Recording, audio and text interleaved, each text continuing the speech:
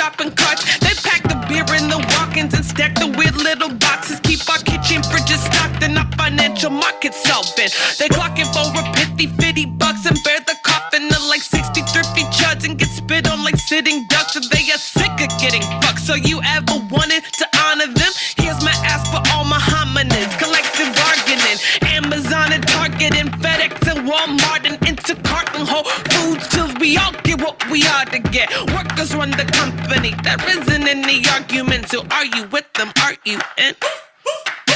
El Pueblo.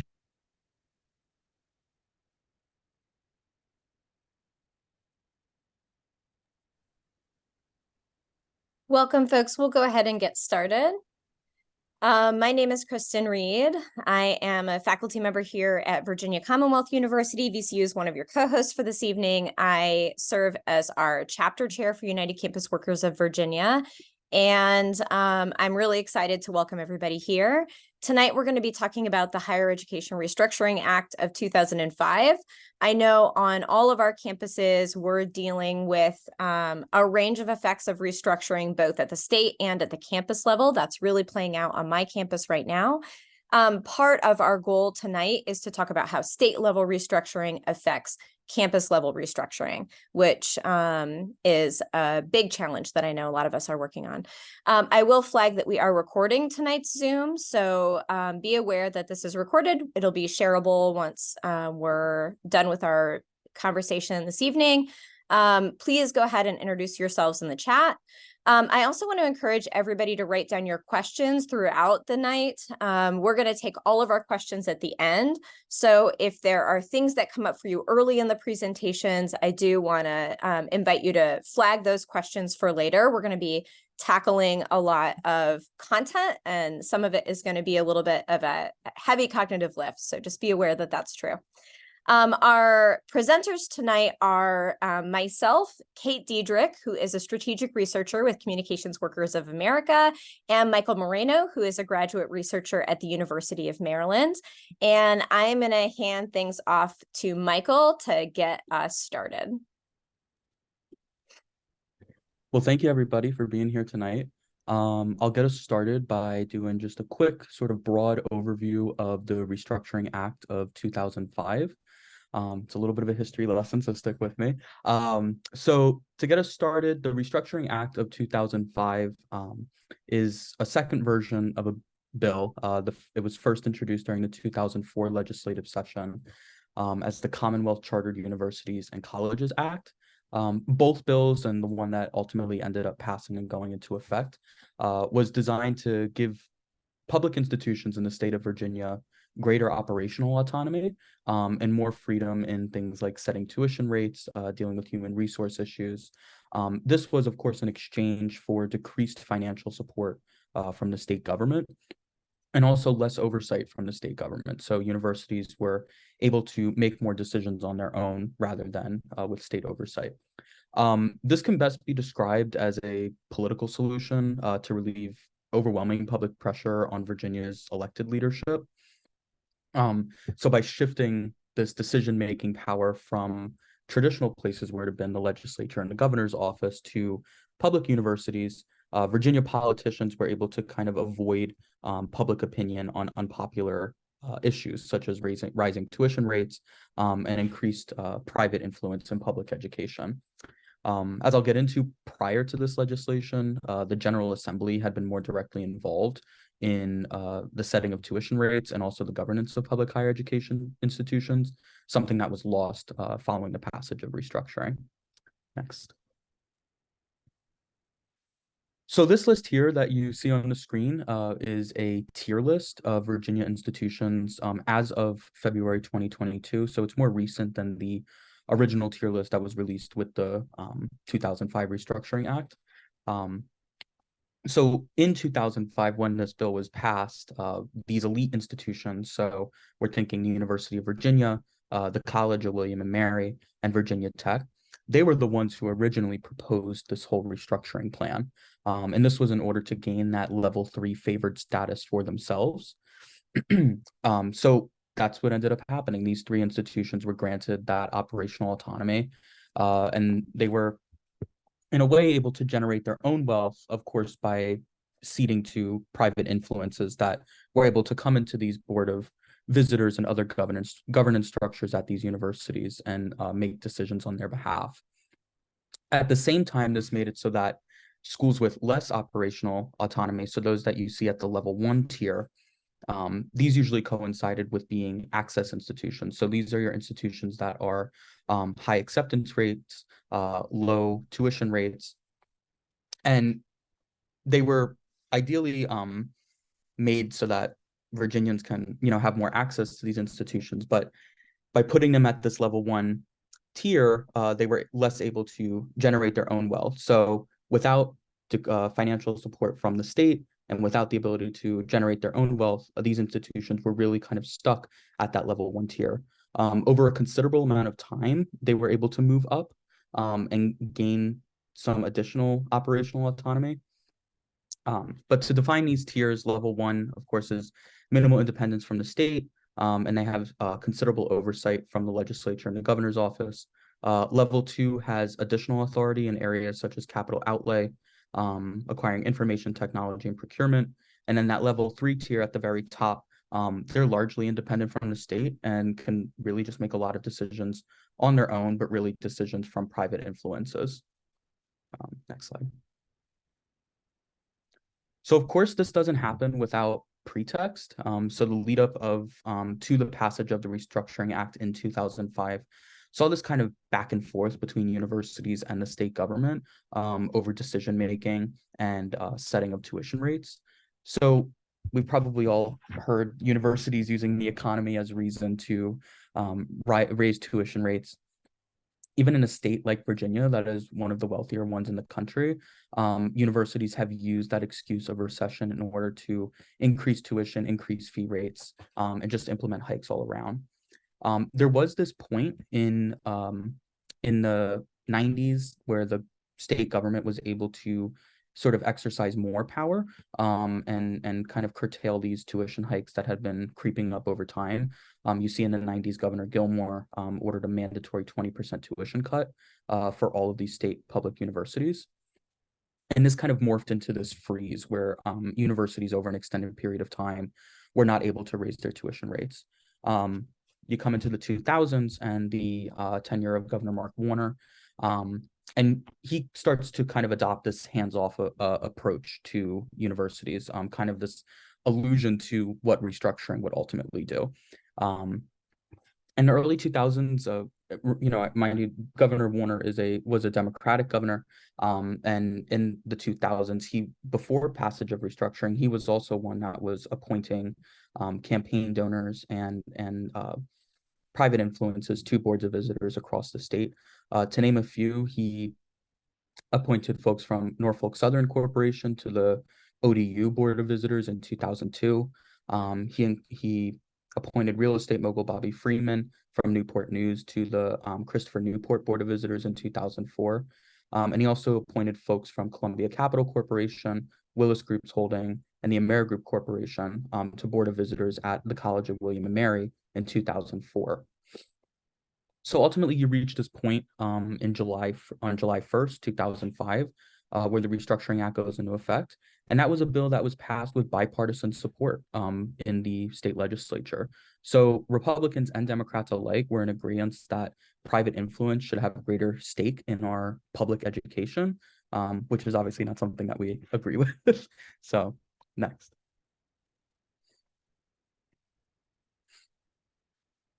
Yeah, so this, as I've talked about, the issue of private influence in public education existed well before the Restructuring Act, and it exists after. You had in the 80s, the 90s, and the early 2000s, governors coming under fire for appointing campaign donors. I know Kristen will get into this a little bit later, but you'll be able to sort of see this web between campaign contributions and those who ultimately end up getting appointed to Board of Visitors across the state. The legislation itself didn't really offer any sort of meaningful solution to kind of break the spoil system that had existed in terms of political appointments. And major Virginia corporations have and continue to secure positions on Board of Visitors across the state and exercising their influence in areas such as housing, capital projects, tuition, of course, and governance structures. The bill did create this new Board of Visitors Appointments Commission, but it has not served its purpose because we still see appointments based on partisanship. And it's also flawed in that it assumes that partisanship is the problem. As we look at the sort of bipartisan lockstep approach to the passage of the Restructuring Act, it's clear that Republicans and Democrats are not necessarily at odds. It's more so the problem that there are unchecked campaign contributions that exist in the state, allowing folks who, have the governor's ear to get these positions on boards of visitors. Next. Yeah, so as I mentioned earlier, there was a time where the state government could more or less directly impact tuition rates in state public institutions. And that came to a close with the passage of the Restructuring Act. You could look at the graph on your screen, which shows from fiscal year 2008 to fiscal year 2016, just how much tuition rates have increased. And those elite institutions that proposed the Restructuring Act in the first place, I'm specifically looking at the College of William and Mary and VCU, they're at the top. I mean, their tuition rates have increased over 100%, of course, adjusted for inflation. So the question that we end up asking is, how is this sustainable? It's not. And, how can we expect Virginia families to be able to pay to send their kids to college if these trends continue and if the issues that restructuring failed to address are not remedied? So with that, I'll pass it off to Kate, who will talk a little bit about financialization. Thank you, Michael. Okay, so I'm going to talk a little bit about another broader context that is affecting the economy overall and higher education as an industry across the country. Before restructuring, and then increasingly over the last 2 decades for sure. So financialization is the increase in the size, scope, and power of the financial sector relative to the rest of the economy. It has a number of consequences in higher education specifically. So one is an increase in overall borrowing, so debt that's taken out in order, for the most part, to build bigger, better, fancier buildings. Along with that debt is the increase in the cost of interest payments on debt on a per student basis. So those have been skyrocketing. And then a concentration of endowment assets at a small group of the wealthiest institutions. And this is absolutely, it existed before. Restructuring promised to solve it. It unsurprisingly has not.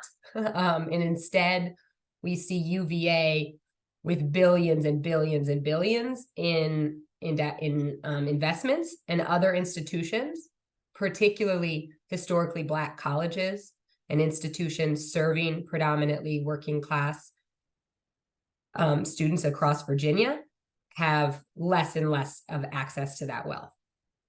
So instead of higher education serving as an equalizer and helping support those that need higher education to get it and to get higher paying jobs, students that have the highest need are at institutions with sometimes the highest tuition rates and then the most debt. And at the same time, the wealthiest institutions in Virginia want financial autonomy in order to have more freedom to take on more debt and invest their endowment in riskier financial products, which I'll get into. But this is what's at play here. This is part of why legislators and boards at the most elite schools with the biggest endowments wanted this, to be bigger players in a system of financialization.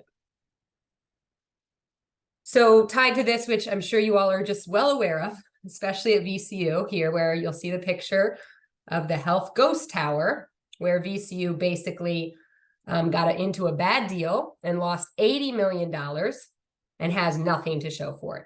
And here in Kristen's apartment and other places across VCU, at your own institutions, I'm sure they're talking about how They can't afford things. They have to make budget cuts. They have to close things, restructure, save money. And here's $80 million just down the drain in capital and the financialization arena that we're calling out here. So part of this is in a larger context of the defunding of public higher education, which is a part of the restructuring, right? State governments decreasing their per student appropriations over the last 3 decades. The biggest cut was after the Great Recession. They used the recessions. They started just cutting. Most of them don't even follow their own formulas anymore and have reduced their investment in higher education dramatically. As a result, higher education, public higher education, but higher education across the board has to fill those holes in income. And one of the ways they've filled it is by turning higher education campuses into a just completely unregulated free market, where basically they're competing with one another over higher paying students, out-of-state students, international students, period, especially right now with endowment shifts. And that then turns into what some researchers have called an amenities arms race. They compete with each other by offering more and fancier facilities, such as gyms, student centers, luxury housing, in hopes of luring students who are willing to pay more to attend a campus with these amenities. So during this period of restructuring, one of the new tools that Virginia higher ed institutions has launched is what they call the investment management company. VCU has one, UVA has one, William and Mary. Anyone in tier 1 wants to have one, right? Because these investment management companies are a new organization that is incorporated as a nonprofit. So it has no regulation over it, no public requirements for transparency. And in each of the investment management companies, there's a team of investors who manage the endowment. All the endowments across various foundations, we'll talk about those in a minute, but their mission is just to provide investment and investment management and related services to the Board of Visitors, this one at VCU, in support of the mission, as they say, but we'll talk a little bit about that soon. So there's a new entity that's just an investment wing. And this exists in some other states. They're usually red and very bad, but it's a pretty new thing in higher education.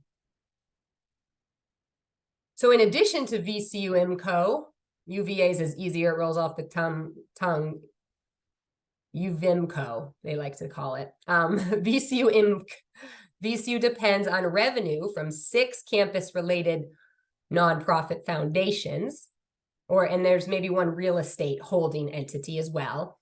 These institutions' financial practices are treated differently than public institutions. It's very difficult to get information on them. Public knows little about how they operate or manage and spend resources.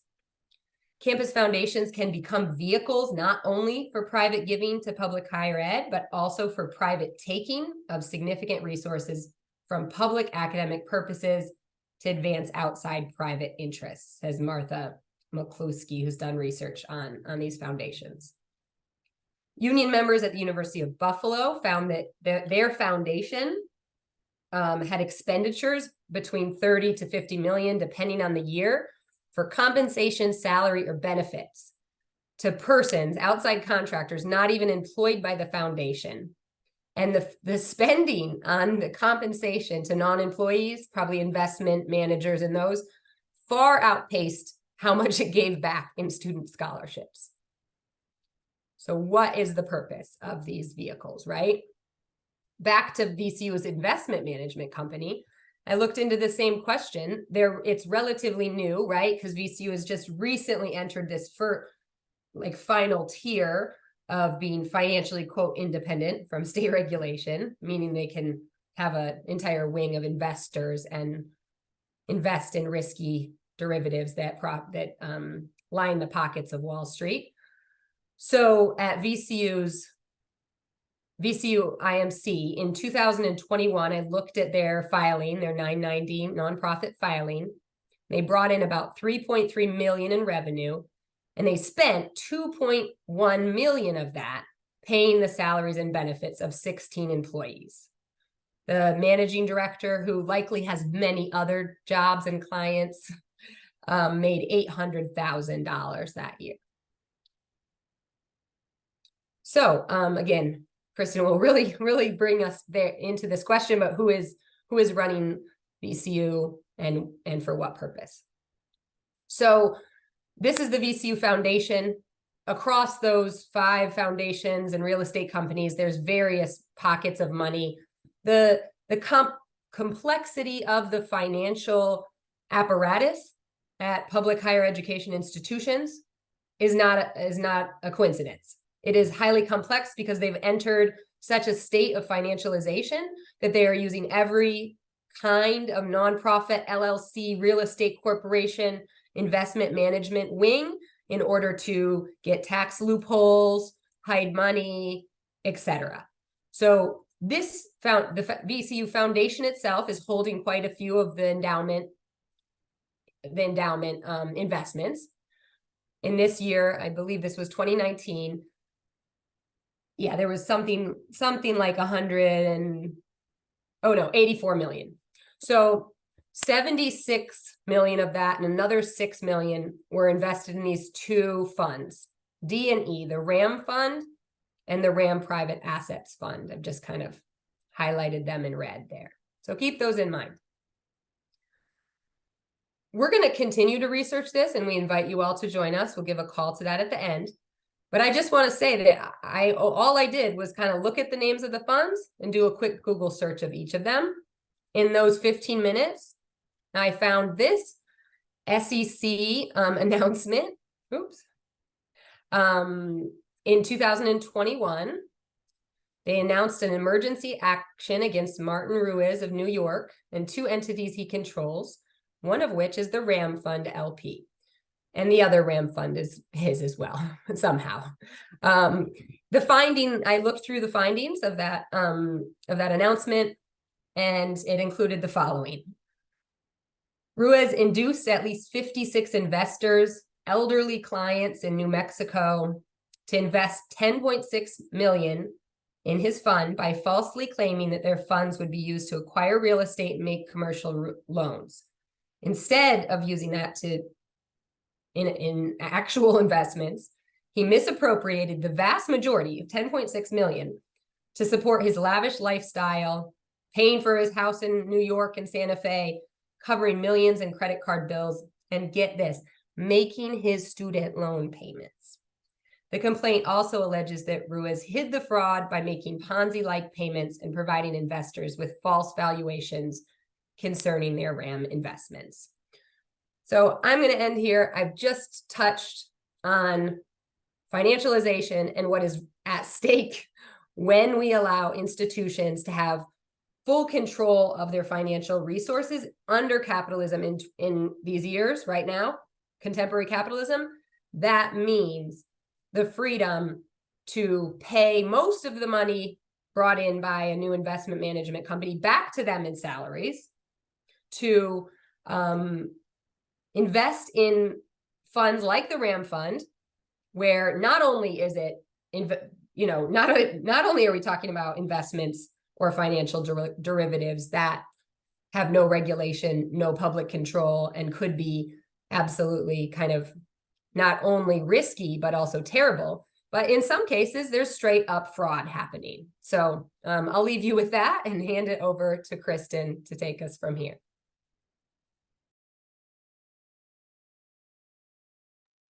Thank you, Kate. In this moment where we're thinking a little bit about fraudulent investments, the use of university resources for fraudulent investment, I want to raise the question of who benefits from the structure that we have now. And I don't think we can answer that question fully and really think about the implications of the answers without also asking who has decision-making power. So I think many of us think of public institutions, particularly institutions of education, as places that should really benefit primarily students, but also the people who work at those institutions. And I think historically there have been some efforts to make that true. Democratization of higher ed really worked to try to expand the benefit of previously elite institutions to broader communities. But part of what has happened as higher education has gotten more democratized is it has also been colonized by the corporate class. And part of what I want to talk a little bit about today is what this really means materially in terms of the governance of our institutions, who is actually running our institutions, and what does that mean for shared governance on the ground, whether it's in your department, in your college, or at your university. So let's look at the next slide and talk a little bit about how that plays out. So our universities are governed by boards of visitors, and we all kind of know that that is true. We hear a lot about our board of visitors, but we don't always know a lot of detail about how they're structured, how they come to be in power, and who they represent.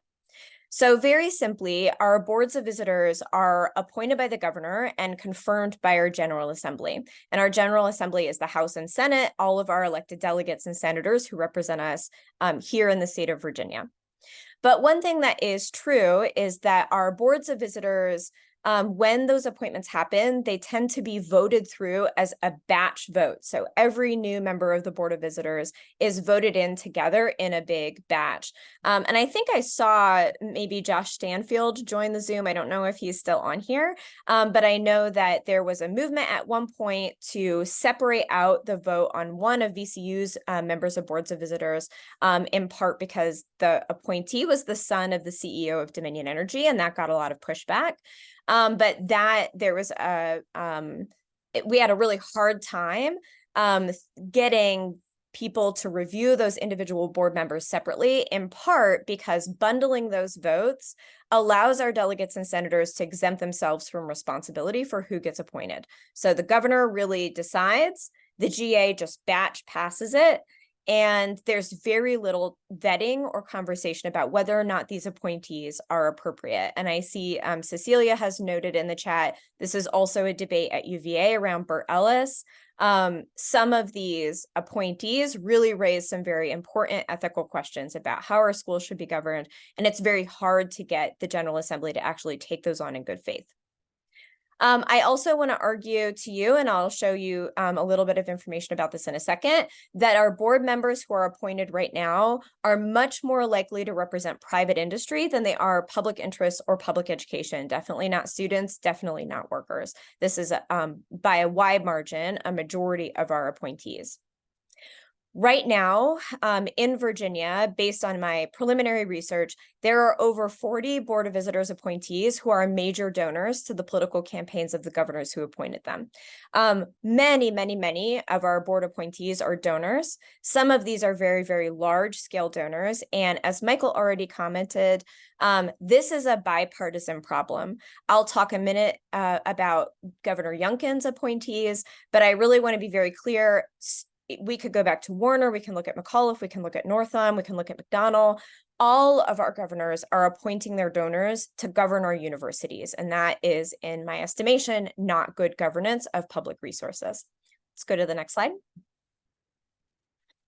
So I mentioned a minute ago that our boards are much more likely to represent private industry than they are public sector interests. Based on my initial preliminary assessment of every board appointee in Virginia today, these are the top 5 sectors that are represented on our boards. I'm actually going to talk about 2 through 5 before I talk about number 1. So I think probably many of us, myself included, are concerned to know that a very predominant industry appointed to our boards is military, defense, and surveillance.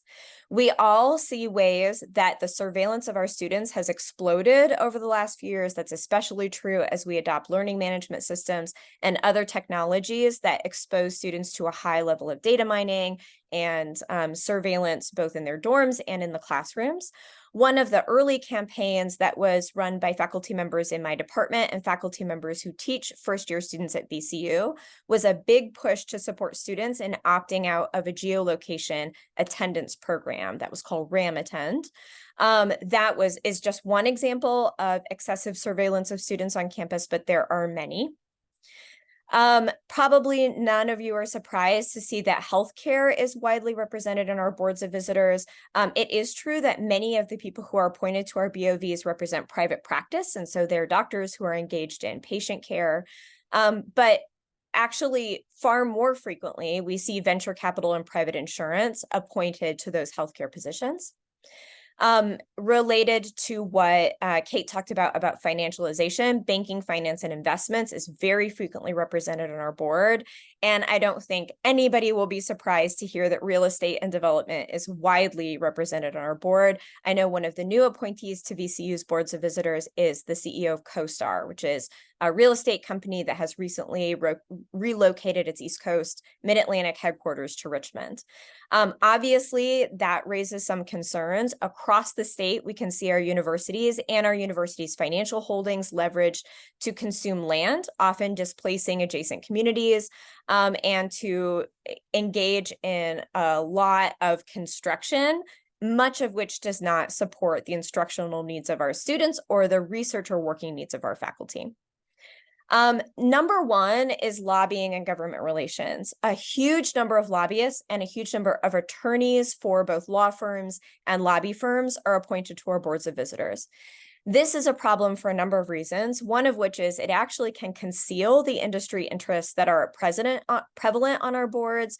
Many people will see attorneys appointed to boards of visitors and feel some level of comfort. It makes sense. You know, attorneys really understand the law. They might understand organizational structure. They might be assets in those conversations. But actually, a lot of the attorneys and lobbyists that we see appointed represent some of the private interests you see here in points number 2 through 5, but also a whole range of other industries that are also widely represented on our boards and can contain some conflicts of interest. Let's look at the next slide. So I mentioned a minute ago the practice of appointing donors, governors appointing their donors to our boards of visitors. This is a preliminary map that I've made of Governor Youngkin and his appointments to our universities based on their donations, either directly to his campaign committee, his inauguration committee, or I've also mapped separately the Spirit of Virginia Political Action Committee, which is one of Governor Youngkin's political action committees. I'm particularly interested in this political action committee because it has very strong ties to AstroTurf school privatization and faux parent groups here in Virginia. And I'm particularly interested in how privatization of pre-K through 12 education relates to privatization of higher education. But what you can see here is a huge number of people who have already been appointed to govern our colleges and universities in the state of Virginia, who are major donors to Governor Youngkin and to one of his core political action committees. For the purposes of this map, I just looked at the people who have donated $5,000 or more.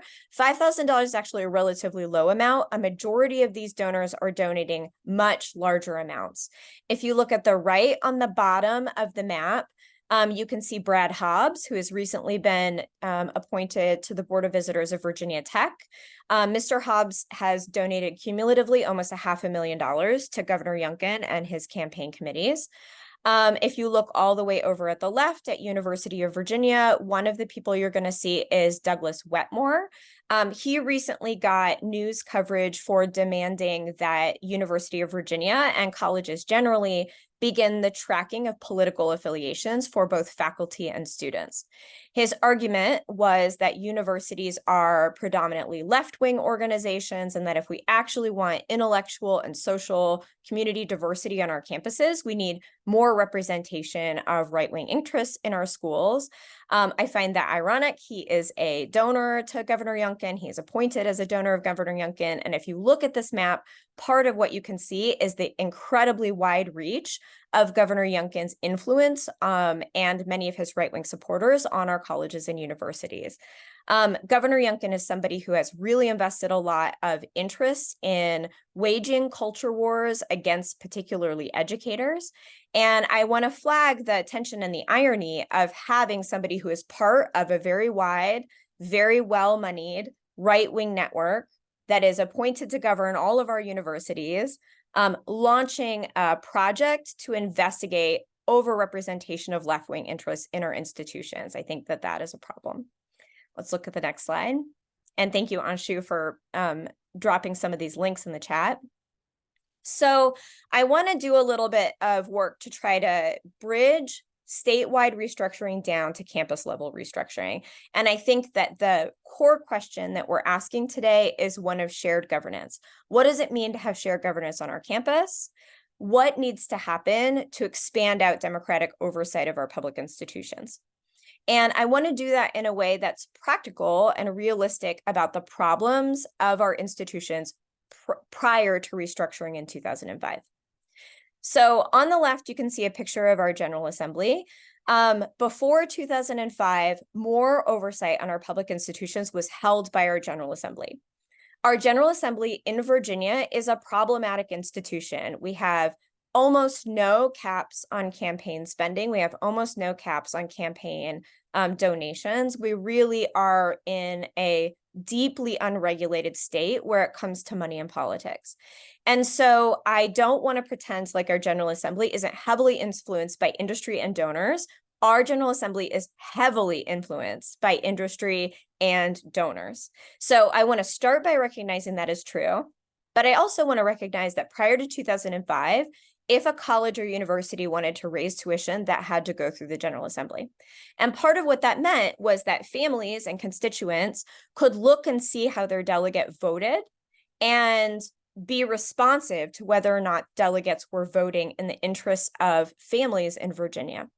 And so because our delegates, because our senators are subject to some re-election, and because delegates are elected on a much smaller scale than somebody like the governor, there really is more community influence at that level for constituents to push back, to campaign against choices that their delegates have made, to shame them, and to try to primary them in primary season.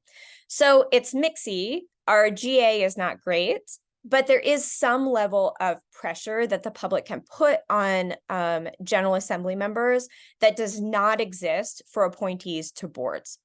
And what the Higher Education Restructuring Act of 2005 did was it transferred that governing power tremendously from our General Assembly to the boards of visitors.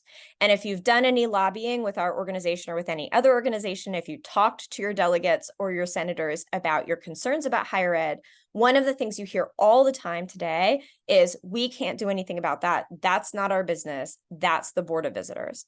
And so our elected officials actually really benefit from this level of privatization because it allows them to shift all of the blame on things like tuition increases to the Board of Visitors. If you look at the Board of Visitors, one of the notes that I've made here is they are solely influenced by industry. They are privately appointed. Their power is entirely privately constructed, entirely by capital. We have no ability meaningfully to influence the boards of visitors in ways that are analogous to what we see in the General Assembly. So students and workers are profoundly disadvantaged by this transfer of power from the GA to the BOV. Next slide.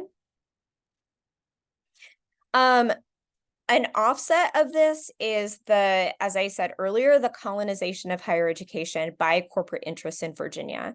Every logo that you see in front of you right now is a business that holds not one, but multiple seats across the state on boards of visitors at multiple institutions. When I was talking about the primary industries that are represented on our BOVs, one of the things I mentioned is that the appointment of lobbyists and attorneys for private businesses makes it a little bit harder to track whose interests are represented where. One thing I'll flag is that McGuire Woods, which you can see on the right, is the primary lobbying and legal firm for Dominion Energy, which you can see on the left. McGuire Woods not only highly represents Dominion Energy's interests in the General Assembly, but they also have employed in their government relations firm some of the architects of the 2005 restructuring bill. And so part of the pattern that you can see play out when you track who the players are on our boards of visitors and who is employed at those institutions is you can start to see the base of people who are campaigning heavily for the privatization of higher education. I will also flag, just before we go to the next slide, that every one of these businesses benefits from our very low corporate tax rate in Virginia. Higher education does not benefit from a low corporate tax rate.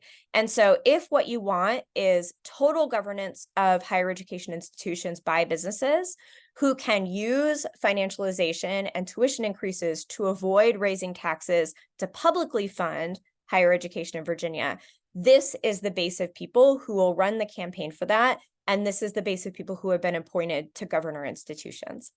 Next slide, please. So we can understand BOVs as a challenge to shared governance, in part because they are so non-responsive to students, to workers, to constituents. But it is also true that the cycle of financialization, which is very deeply held logic by these business representatives, itself disincentivizes shared governance. What I've shown you here is a screenshot from Moody's Investor Service methodology for evaluating higher education institutions for their bond rating. Kate talked quite a bit about the high level of borrowing that our institutions are doing right now. In order for institutions to engage in that level of debt accumulation, some of those very risky private financial schemes that they're participating in, they want to have the highest bond rating possible. For companies like Moody's, the highest bond rating that an institution can receive is a AAA bond rating. And in order to receive a AAA bond rating, one of the things institutions have to demonstrate is a certain level, a certain type of governance, and a certain way of relating to risky variables, including things like students and workers. So let's look at the next slide. This is not super easy to read on the slide, but I've pulled some text out. This is part of Moody's scorecard for higher education institutions. All the way on the left of this diagram, you can see the requirements for a AAA bond rating. And I've pulled a little bit of the text out. I'll read it to you now. It requires for those institutions to have, and I quote, close alignment of academic programs to market and consumer demands. Organizational structure and affiliated relationships do not add undue complexity or risk to achieving strategic objectives. So what Moody's is saying is if your institution wants to have a AAA bond rating, you need to have two things. Number one, your academic programming and your curriculum needs to be dictated by market and consumer demands. Often consumer demands is a way of talking about students, but it erases the way that students' choices are dictated by employment markets.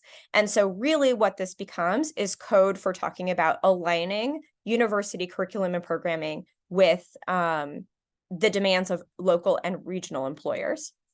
When they talk about not having undue complexity or risk to achieving strategic objectives, part of what they're talking about is a strong shared governance system. When you have unions, when you have a strong faculty senate, when you have a strong campus level shared governance system, part of what you have is a more democratic, more complex system where you decide what your objectives are and how you will meet them. Moody's doesn't like that. They rate institutions who have that lower than they do institutions that have very top-down governance strategies. Next slide. This is another section of the evaluation system for Moody's. I'm going to read the text to you here.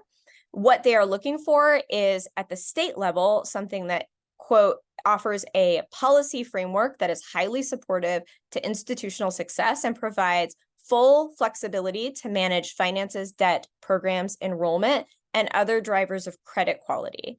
Expense structure provides for minimal constraints with very strong capacity to manage operations. So here they're not just talking about top-down governance, but a very high level of flexibility to engage in financialization schemes. And that is something that even if you're just looking for a good bond rating, your board of visitors is incentivized to strive for so that they can take out debt on things like new gyms, new sports centers, etc. Next slide. So I'm not going to read all of these quotes to you, but I am going to highlight the first one. All of this still comes from Moody's methodology for assessing higher education institutions. And because we are a labor union, because we are workers in Virginia higher ed, I want to flag this as important.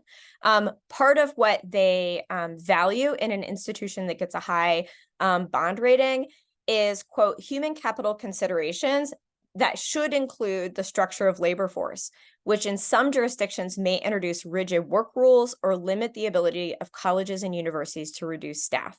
So part of what they are assessing when they assess your institution is not just the policy at the institution level, but the statewide policy that does or does not disenfranchise workers. The more disenfranchised the workforce is on a college campus, the higher likelihood of receiving a high bond rating, because mass firings of staff, faculty, workers is one of the things that indicates both strong top-down governance and also high level of responsiveness to variables in the market. Next slide, please. So I bring us back to this slide around the erosion of shared governance, in part because I want us to think a little bit critically about top-down governance, how we're experiencing it on our campus, how campus level restructuring of departments and programs is aligning with the needs of a very top-down governance structure, aligning with the needs of a university to eliminate personnel costs, human capital costs. But I also want us to think a little bit critically about the distinction between shared governance and democratic governance. One of the things we hear all the time at VCU is that faculty have, quote, a voice, but not a vote. I would like to say that this is a red flag, and that one of the things that we should be thinking about on our campus is not just how we can artificially manufacture worker and student voices, but how we can actually have a much more democratically governed campus. Next slide, please. I think that one of the things we are going to need in the state of Virginia is not just to take back power from our boards of visitors and start holding our General Assembly more accountable to the work that we want to see them do, but we are also going to have to think about what fights need to be picked to ensure that our institutions are really meaningfully serving their primary constituents, which is our students, and not this new primary constituent that has been artificially introduced, which is a very elaborate profit structure. The more democratic our institutions are, student unions, worker unions, the more likely we are to be able to take back some of the resources and control from financialization schemes, from privately appointed boards of visitors, and put those in the hands of the primary constituents for our institutions, workers, students, but also adjacent communities. The very undemocratic systems that we're working with right now are not serving even our neighbors. And so I really want to encourage everybody, as we're thinking more about what we want from our institutions over the next few years and what we want from our worker union, is how we can move beyond the frame of shared governance and into something more substantively democratic. Next slide, please. So I'm going to open up the space for questions. My guess is we have a lot of questions. We'll be really excited to hear from you guys. And when we close, I'll talk a little bit about next steps for our worker organization and for the folks who are on this call. So I'm going to repin Kate and Michael and just open the floor to questions. So I appreciate that question very much. I will close us out by reminding you that we are United Campus Workers of Virginia. Your union is just your coworkers. I'm your coworker. I'm really proud to be a member of this union. I love my coworkers very much. I love my students very much. And I do the stuff that I do because I love them so much. And so if you're not a member of the union, I really want to encourage you to join. If you are a member of the union, and or if you're union curious, I do really want to encourage you to think about joining our strategic research committee. Right now it's Kate, Michael, and I, and we are very cute and fun. And we would love to have you spend some time with us thinking about what story needs to be told, how are we going to tell it, how are we going to make unmanageable information manageable, what is the dirt on RAM fund. This is the committee of hot goss in terms of university finances. And so I really want to encourage you guys to join us and to recruit your coworkers to join us, because we have a good time. Kate, Michael, do you want to offer any closing words? Thanks you all for coming and sitting with us and hanging out and listening. This is really important information to share. And I know Kate, Chris, and I have been working. It's been since May, I think, on something of this. So it's really, it feels great to be able to share this with y'all. Yeah, appreciate you all. Keep building power, keep fighting, stay strong. Big shout out to Michael, because he's a grad worker at UMD. We all know, most of you know how hard that is. And he's doing this somewhat tied to his academic. We wouldn't let him do it if it wasn't, but also a lot on the side of his desk, a lot of volunteer hours, and a lot because he's a unionist himself and they're building a union for grad workers at UMD. So we'll share a link to their union page, support them in their fight ahead. Much like y'all, they are outside of a legal context right now. So just wanted to highlight Michael's work and appreciate you all and Kristen for leading this crew, and hope to see you on the research team. Thank you guys so much. Mark, I see your question about sharing the recording. I'm going to edit out our Q&A tonight. I forgot to pause recording, so I'm going to cut that section. And then as soon as I have that ready to go, I'll have it uploaded. Bye, guys.